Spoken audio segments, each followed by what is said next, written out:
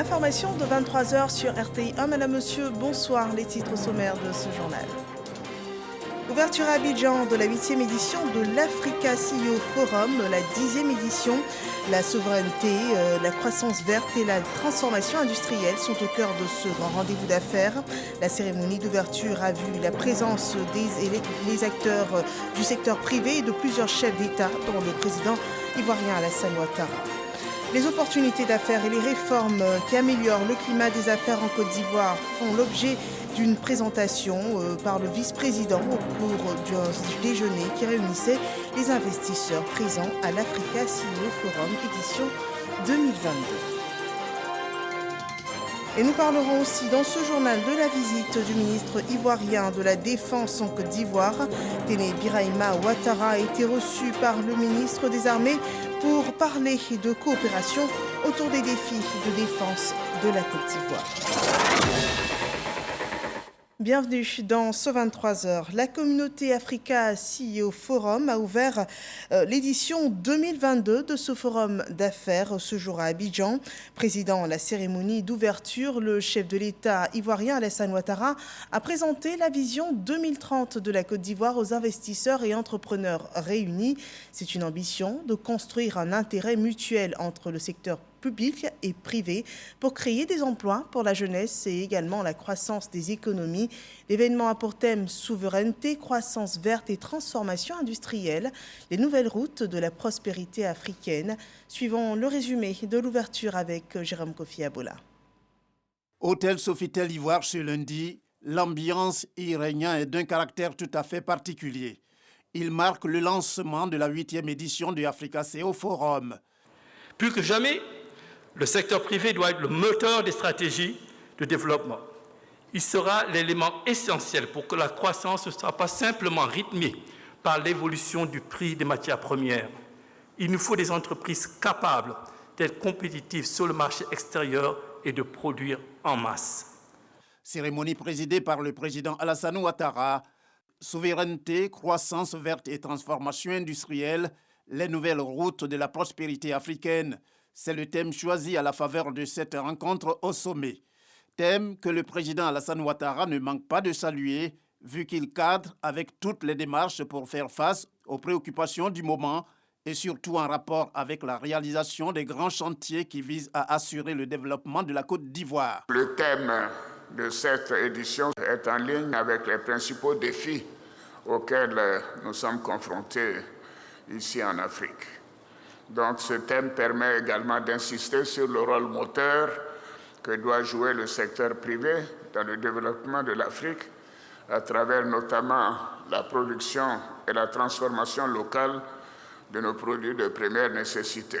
Notre vision est de construire un partenariat d'intérêt mutuel entre le secteur privé et le secteur public pour créer bien sûr des emplois pour notre jeunesse et aussi une croissance durable et verte de nos économies.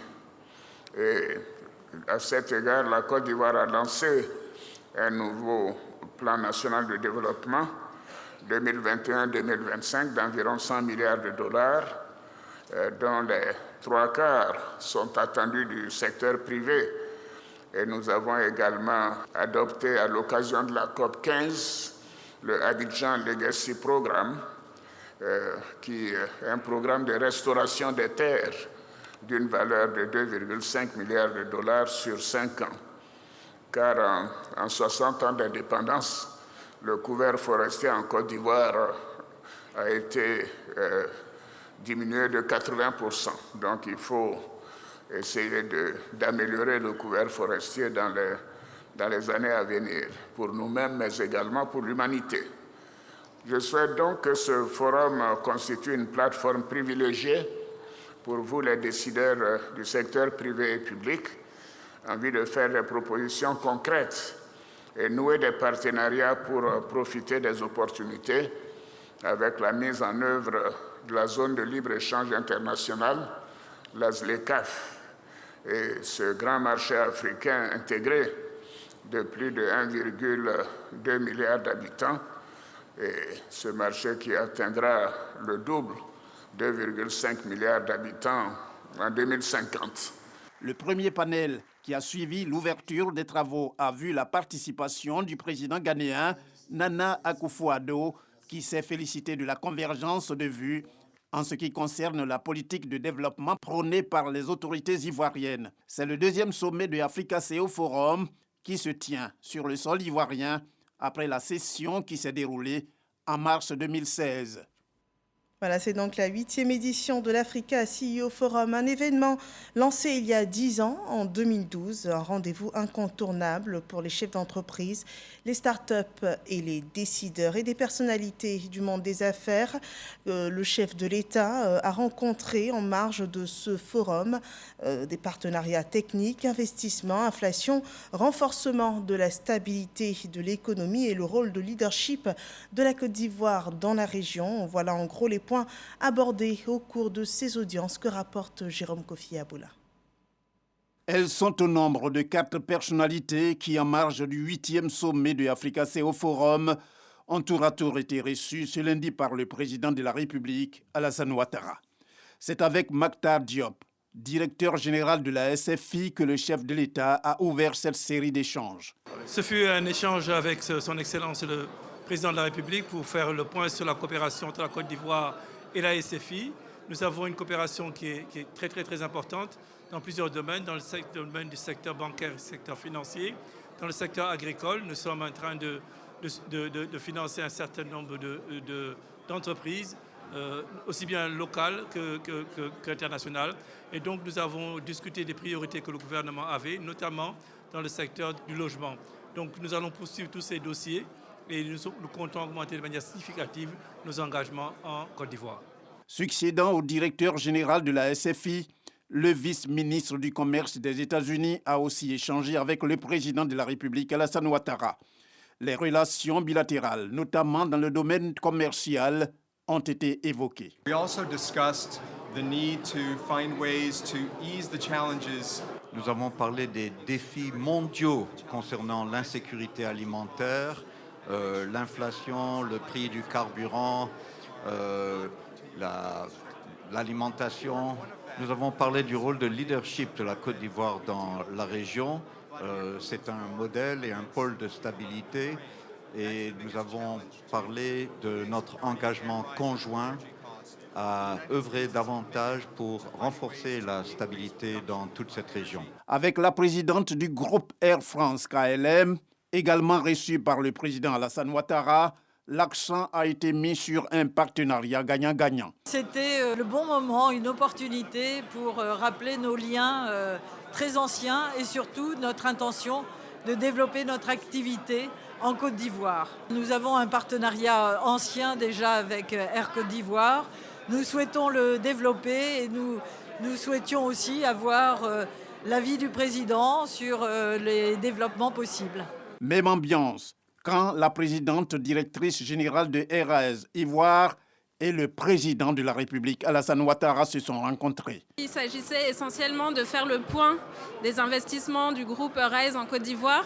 Donc le groupe RAS a investi 173 millions d'euros dans la construction d'un port que nous inaugurerons jeudi à San Pedro, un terminal industriel polyvalent qui va permettre de traiter les produits vraquiers, liquides et solides.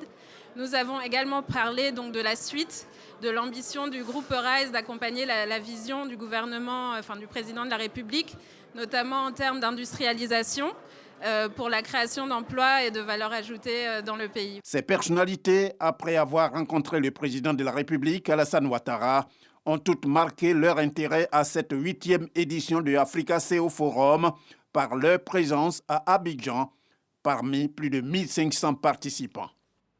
Voilà des rencontres qui interviennent alors que des réflexions sont menées pour la mobilisation des ressources nécessaires au financement du plan national de développement sur la période 2021-2025.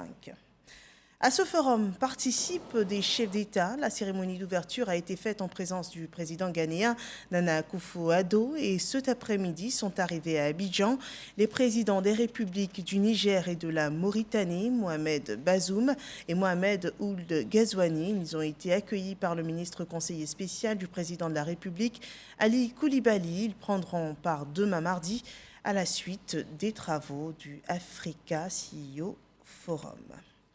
Et en attendant, demain, les investisseurs présents au forum étaient conviés à un déjeuner ce lundi. Le vice-président Tiemoko Meïlie-Kone a à cette occasion présenté les opportunités d'investissement et les réformes d'amélioration du climat des affaires en Côte d'Ivoire.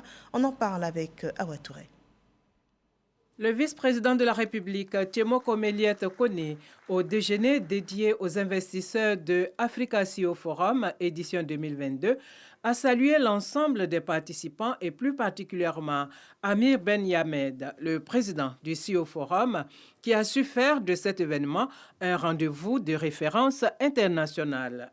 L'occasion aussi pour Tiemoko Meïlie-Kone de présenter les opportunités d'investissement en Côte d'Ivoire ainsi que les réformes structurelles entreprises en vue d'améliorer l'environnement des affaires et rendre la destination Côte d'Ivoire plus attractive. Ces réformes ont permis d'améliorer le classement du pays au niveau de l'environnement des affaires, de la lutte contre la corruption, de la compétitivité de l'économie et de l'attractivité des investissements.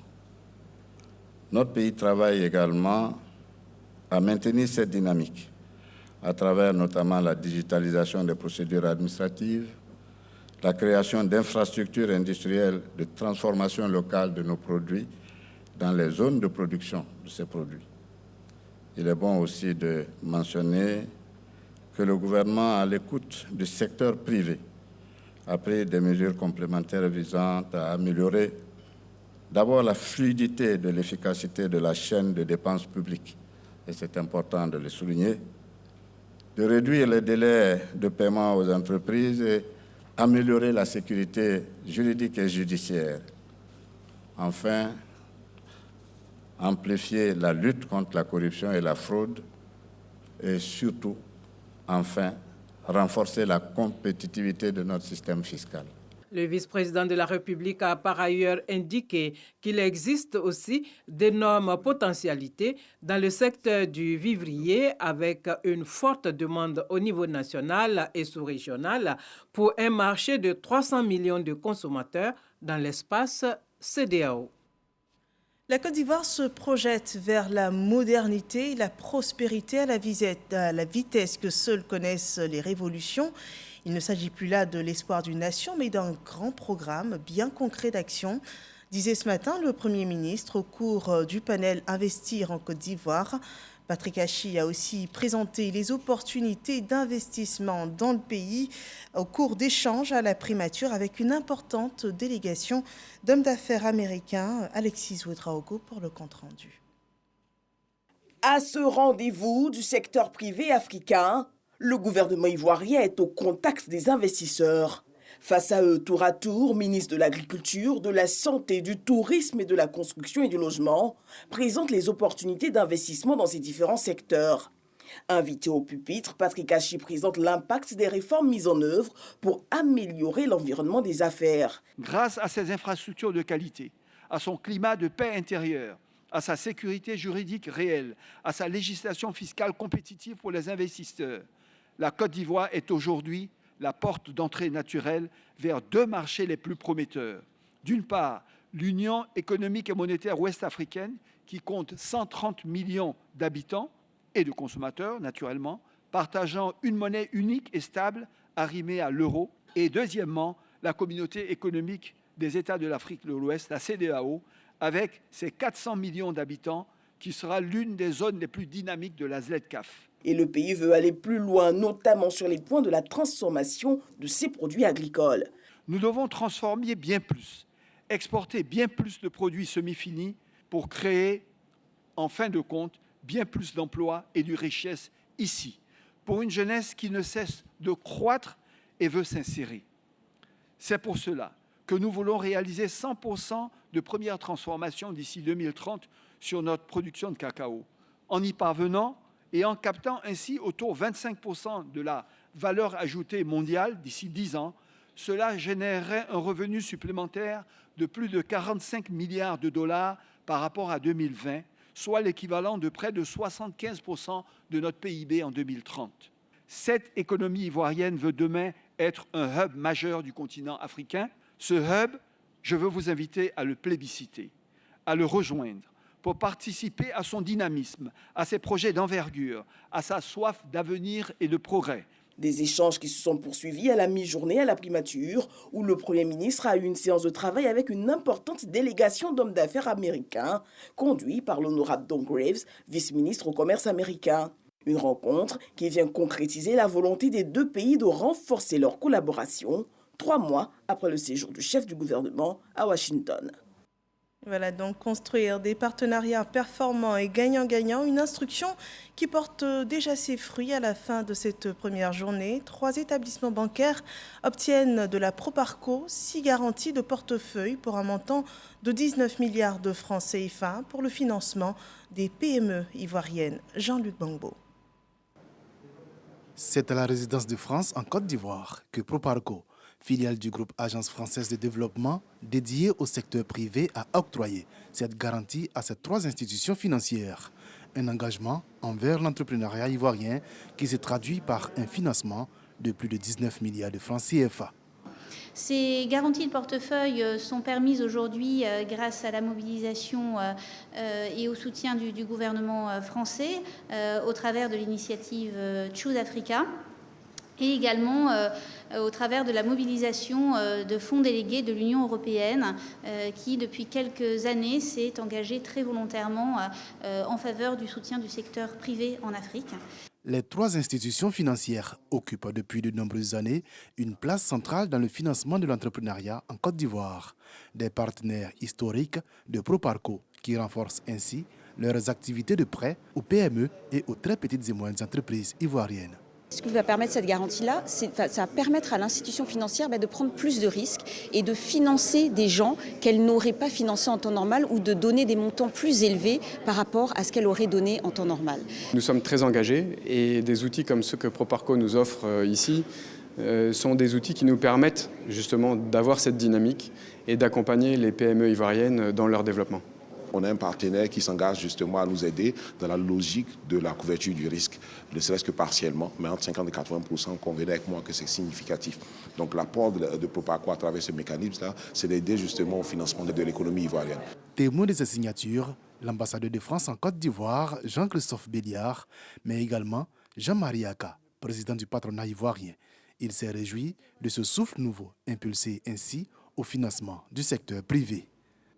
Voilà, l'Africa CEO Forum se poursuit demain. Retrouvez à nos différentes éditions les points marquants de ce rendez-vous des grands investissements. Dans le reste de l'actualité ivoirienne, le ministre de la Défense, Téné Birahima Ouattara, a rencontré le ministre des Armées de France. Une rencontre axée sur la coopération entre la Côte d'Ivoire et la France dans le cadre des engagements du système de défense ivoirien. Hervé Blé. Un autre de marque chez le ministre français des Armées. Le ministre d'État, ministre de la Défense, Téné Birahima Ouattara, a évoqué avec Sébastien Lecornu la coopération militaire entre la Côte d'Ivoire et la France, une coopération qui se porte bien, mais que la Côte d'Ivoire souhaite voir renforcée. Je lui ai dit un peu quelle était la situation en Côte d'Ivoire, la situation sécuritaire dans notre pays. Et je lui ai expliqué aussi tout ce qui est déployé par le gouvernement ivoirien, avec bien entendu l'appui des forces de défense et de sécurité pour faire face à 2 fléaux importants qui ravagent la Côte d'Ivoire. Il faut dire les choses comme elles sont. D'une part, il y a le défi terroriste que tout le monde connaît. D'autre part aussi, il y a le fait que nous sommes confrontés depuis quelque temps à un trafic de la drogue. Nous avons eu des échanges assez riches pour indiquer principalement quel était l'appui attendu de la part de l'autorité ivoirienne de l'État français. La France fait beaucoup déjà pour la Côte d'Ivoire. Nous avons souhaité que nous puissions étendre un peu plus la coopération militaire et les assurances nous ont été données par Monsieur le ministre Lecornu sur la disponibilité de la France à continuer à accompagner la Côte d'Ivoire pour que la Côte d'Ivoire soit à l'abri de tout danger. Le ministre d'État, ministre de la Défense, Téné Birahima Ouattara, est en France, où il participe depuis ce début de semaine à Eurosatory, le mondial de la défense et de la sécurité terrestre et aéroterrestre. En Côte d'Ivoire, le nouveau président de l'Assemblée nationale, Adama Bictogo, était dans le nord du pays ce week-end, à Séguéla et à Korogo. Une visite, mais surtout un devoir de mémoire pour rendre hommage aux illustres disparus du RHDP, feu les premiers ministres Amadou Gon Coulibaly et Ahmed Bakayoko et son prédécesseur à l'Assemblée nationale, Amadou Soumaoro. C'est un voyage que raconte Herman Kivé. C'est aux environs de midi moins le quart que le président de l'Assemblée nationale, Adama Bictogo, et la forte délégation qui l'accompagne ont mis pied à terre à l'aérodrome de Daloa, avant de rallier par la route Séguéla. Une forte délégation composée d'une quarantaine de députés mobilisés pour accompagner cette symbolique qui encadre la visite du président de l'Assemblée nationale à Séguéla et Korogo. Séguéla, terre des Bakayoko, des Soumaoro, des Timité, des Binaté et des Diomandé. Adama Bictogo et la forte délégation qu'il conduit prennent la direction du caveau familial des Bakayoko, où repose pour l'éternité Ahmed Bakayoko, ex-premier ministre de la République de Côte d'Ivoire, arraché à l'affection des siens par la grande faucheuse. Après avoir posé une gerbe de fleurs sur la tombe de l'illustre disparu, vient la minute de recueillement, accompagnée par les prières, dites par les imams et chefs religieux présents pendant ces instants. Le président de l'Assemblée nationale, Adama Bictogo, ainsi que toute sa délégation prennent ensuite la direction du caveau familial des Soumaoro. Une fois sur place, le geste, avec toute sa symbolique, est répété. La pose d'une de fleurs sur la tombe d'Amadou Soumaoro, feu président de l'Assemblée nationale décédé le 7 mai dernier. D'émotion pour ses proches, dont les yeux sont encore imbibés de larmes. Moment de recueillement pour la délégation. Amadou Soumaoro, Ahmed Bakayoko et moi-même, nous avons parcouru et nous avons mené autour du président Alassane Ouattara tous les combats qui permettaient au président Alassane Ouattara, aux Ivoiriens, aujourd'hui, de tirer profit de la transformation économique que connaît notre pays. Je ne pouvais pas donc succéder à mon grand frère, président de l'Assemblée nationale, et commencer mes activités sans venir non seulement m'incliner, mais venir lui demander, à sa mémoire, de veiller, de m'accompagner au nom de la fraternité qui nous lie. Aujourd'hui, je repars d'ici avec en moi le sentiment de continuer ce que mes frères avaient commencé pour le Ouorodougou. Un acte que les membres de la famille Soumaoro apprécient. Vraiment, la famille est beaucoup contente. On ne fait que remercier le président et Adama Bictogo pour son soutien moral. Nous sommes reconnaissants pour tous les efforts qu'il a faits depuis le début de ses obsèques jusqu'à ce jour. Que le Seigneur l'accompagne dans sa nouvelle mission. Retour sur Daloa par la route, avant d'embarquer de nouveau pour Korogo. Korogo où les populations sont sorties massivement, avec à leur côté les élus et cadres, pour saluer l'arrivée du président de l'Assemblée nationale. Direction le domicile du chef de canton de Korogo, Issa Coulibaly, qui, après les civilités présentées par le président de l'Assemblée nationale, Adama Bictogo, accorde ses faveurs et sa bénédiction à celui qu'il considère comme un fils de Korogo, Adama Bictogo. Ce fils de Korogo, le président de l'Assemblée nationale, qui va d'ailleurs se recueillir sur la tombe de feu le Premier ministre Amadou Gon Coulibaly. De longues minutes de silence qui en disent long sur la qualité et la portée de ce moment de recueillement. Mon jeune frère, le ministre de la Communication, quand je venais d'être désigné le lendemain, je lui disais, mon premier acte avant tout exercice, c'est aller m'incliner sur la tombe de mon grand frère. Je suis donc venu lui confier mon mandat, qui puisse briller sur ce que je vais entreprendre, mais que de là-haut, il puisse donc veiller sur son père qu'il a laissé, Alassane Ouattara, qui est pour moi le manteau protecteur de ce que j'entreprends. Les cadres et élus de Korogo apprécient le geste. Je tenais à dire merci au président de l'Assemblée nationale, M. Adama Bictogo. Vraiment, cet acte ça nous a beaucoup touchés. Je les ai vus marcher ensemble avec le feu Amadou Gon Coulibaly. La mission que le président Alassane Ouattara a confiée au président Adama Bictogo, il a confié à toute la Côte d'Ivoire, en particulier à Korogo. Donc nous allons prendre cette candidature-là, cette présidence-là, à bras le corps, comme l'aurait souhaité mon grand frère, feu le Premier ministre Amadou Gon Coulibaly. Cette visite est surtout le témoignage du fait que le président de l'Assemblée nationale sait se souvenir qu'il puisse, comme il l'a fait du temps où Amadou Gon vivait, se mettre entièrement à la disposition du président de la République, comme l'était Amadou Gon, entièrement à la disposition de la République de Côte d'Ivoire. Pour accompagner cet élan de recueillement, mêlé de reconnaissance, les chefs et guides religieux ont formulé des prières de bénédiction pour que la confiance entre le président de l'Assemblée nationale et le président de la République Alassane Ouattara se renforce davantage. Des bénédictions pour la réussite, le succès de sa mission à la tête de l'Assemblée nationale. Cette journée du 13 juin 2022 marquait le début de la phase écrite du BEPC, session 2022. 547 831 candidats sont inscrits pour les compositions. La ministre Mariatou Koné était ce matin au lycée Mami Oufoué-Fété de Bingerville. Sephora Zegui. Lycée Mami Oufoué-Fété de Bingerville, 7h30 ce lundi 13 juin. Premier jour de composition au BEPC. Fouille méticuleuse à l'entrée du centre d'examen. Le stress peut se lire sur le visage des candidats. Je suis un peu stressée parce que c'est ma première fois. Avec la grâce de Dieu, ça va aller. Dernier conseil de Marie-Chantal à sa fille qui affronte pour la première fois le BEPC. Elle partage le stress de sa fille. À cause de la distance, elle compte rester sur place jusqu'à la fin de l'épreuve. Ce sont des ados, souvent, on quitte un peu loin. Donc il fallait que je l'accompagne et me rassurer qu'elle arrivait à son centre. Si la mère de famille compte rester là, ce n'est pas le cas des élèves. Les premiers candidats sont à leur place. Le dispositif sécurité également est en marche. Dans la salle informatique, le personnel est présent. Le chef de ce pôle nous explique les mesures en vigueur. Dans chaque établissement, il y a un dispositif qui est déployé. Et donc, dans ces établissements-là, il y a des opérateurs qui sont commis. Cette équipe-là, elle a la possibilité de voir ce qui se passe à Korogo, ce qui se passe à Bundiali, ce qui se passe à Odiané. Et puis, dès qu'il y a un mouvement suspect, on attire l'attention du chef de centre. Dans ce centre, 700 candidats compétissent pour cette première journée en physique, chimie et en composition française.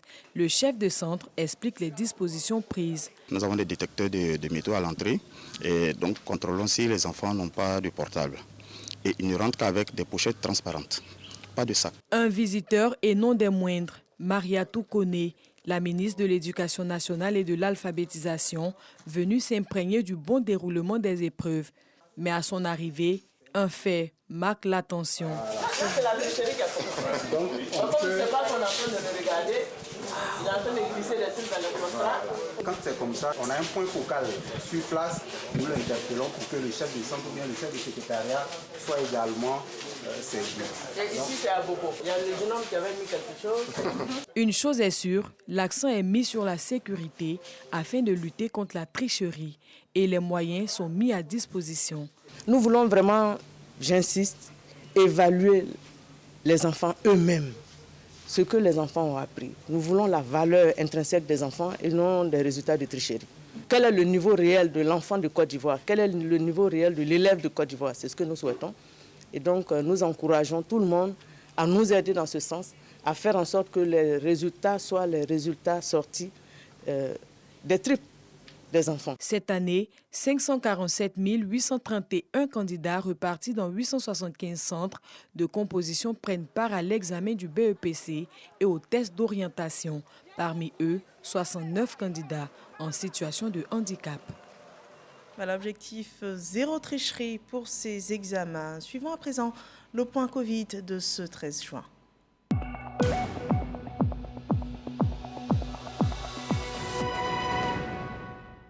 Cinq nouveaux cas de Covid-19 ont été détectés ce jour. Également, on annonce 10 nouveaux cas de guérison. À cette date, le virus aura fait dans le pays 82 492 cas confirmés. La campagne vaccinale se poursuit.